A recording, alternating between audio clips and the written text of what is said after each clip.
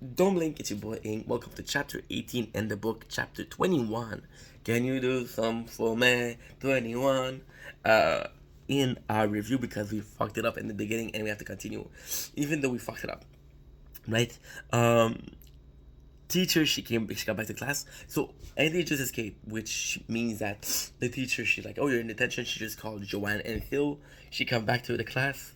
Uh, it's not because we see the teacher and we're getting uh, she is a bitch. Admittedly, she's a bitch. But we get to see why she's like that. She understands that she's surrounded with people who don't give a shit. Who younger teacher that wants to go home, and how she still have a duty. She feels like what did I write? Discipline is left, right? She believed that the discipline is nowhere near, but she's like, in my class, I'm gonna keep discipline, and she admit that she doesn't have a lot she doesn't have a lot to come back to, right? So teacher, whatever the fuck her name is, that's what I wrote. So yeah, kind of cool.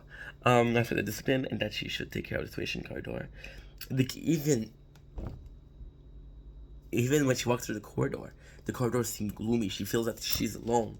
And if you remember in the very beginning of the book, when we're talking about the factory, the author likes to describe places that's super scary. When or not, it's a corridor that she moved on so often. But now the school is trying to cut back on spending, and they installed a lower light. So when the students are coming, there's a lot of lights. When it's lower light, when there's nobody in the school. So this after in detention, that's after school. So normally the school shouldn't work. The lights are a lot. They're not as bright as they should be, right? I was looking for the word, I can't find it. I believe she still has a duty, admit nothing to come back home to.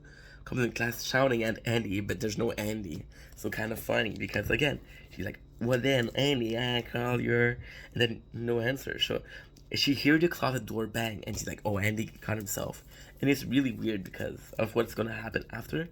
Um, the book is beautifully written, but there are some flaws, right? Unlock the door to free Andy. Close it. There's no Andy, right? When she unlocked the door and then she's like, "Yo, I unlocked the door. How do you unlock it?"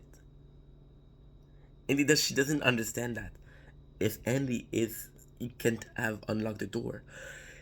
Whoever is banging, it's not Andy. But again, your logical thoughts push you to say, who else could it be, right? Um, Unlock the door to free Andy. Closet, no Andy thinks Andy is hiding, right? We know it's Chucky, so she goes in and she goes in the closet and she's like, "Oh, where the fuck is Andy?" We know Chucky is there, so we know Chucky's gonna try to kill her. We just don't know how. He throw a ball at her, right? Chucky leaps at her because again, Chucky is very light, and she does say that he has the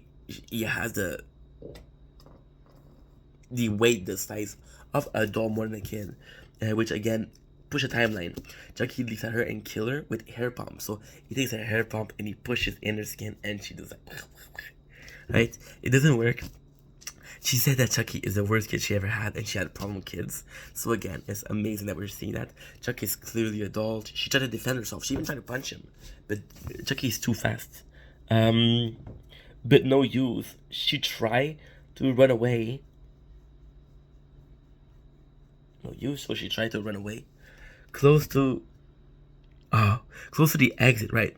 But Chucky block it, so Chucky goes before the door, and she knows that it's the good guy doll. She knows it is, so she knows she's Chucky. She doesn't know per se that it's Chucky, but she knows there's something wrong in this place. And not specify if she knew it was Chucky. She knew about the story of Andy, but she didn't know about the story of, right? So close exit, but Chucky block it between the door and the teacher. Realize Chucky's a good guy doll, right? She realized it is. Again, by them saying that, it doesn't mean that she knows it's Chucky. Chucky stabbed her more and more, right? Teach gave up and bro, she dies, and it's funny because Chucky says class dismissed, and I just loved it because again, one of Chucky classic lines, and we get to hear it, right?